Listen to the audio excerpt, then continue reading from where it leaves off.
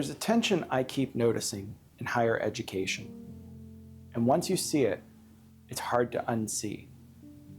On one hand, we're surrounded by acceleration, faster timelines, compressed semesters, more content, more credentials, more evidence of activity.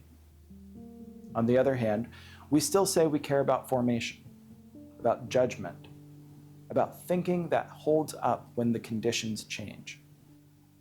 Those two commitments don't always sit comfortably together. So I want to talk about rigor, not as a slogan or a defense mechanism, but as a question.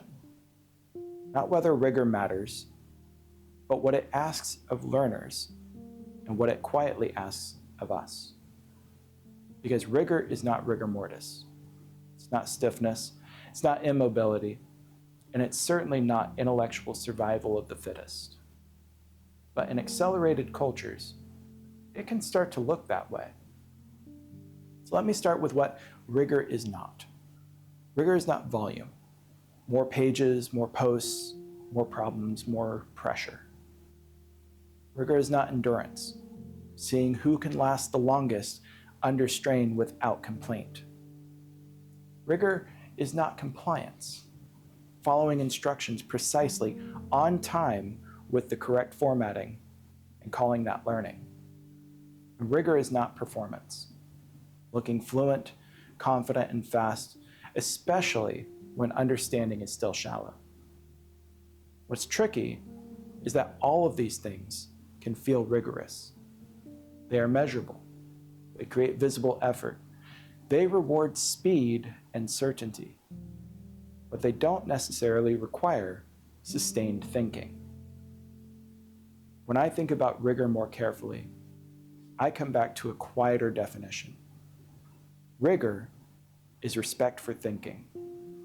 It's the belief that ideas deserve time, that problems deserve to be held, not rushed past, that learners are capable of more than recall or reproduction, but only if we design conditions that actually invite that work. Rigor asks learners to sit with uncertainty longer than they'd like, to trace implications instead of jumping to conclusions, to revise, not because they were careless, but because their understanding has deepened. That kind of rigor is demanding, but it demands something different. It demands attention, patience, intellectual humility, and it rarely looks efficient.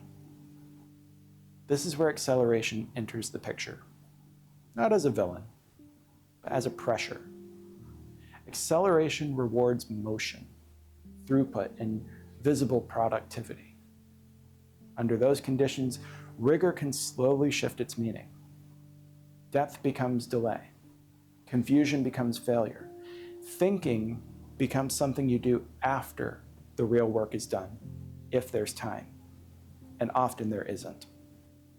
What erodes thinking isn't usually a single dramatic decision. It's a series of small signals.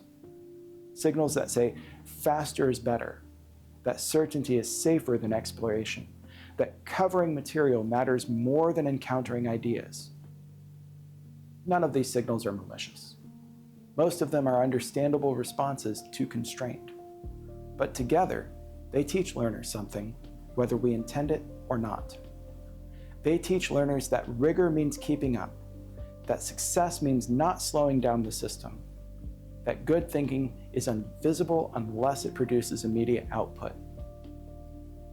I don't think the question before us is how to slow everything down. It's rarely realistic. The question is more subtle. In accelerated contexts, what do we still make room for?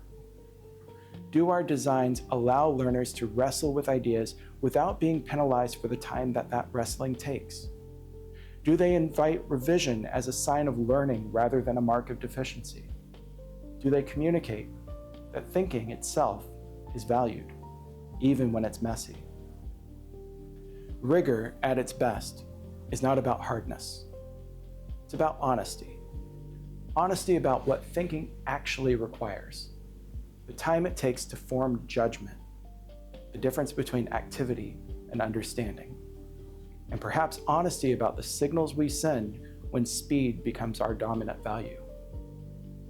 I don't have a formula to offer here. No checklist, no prescription, just an orientation. When we talk about rigor, it's worth asking not only what we intend, but what learners are likely to hear, and whether in the rush to move forward, we're asking them to still do the kind of thinking that can last.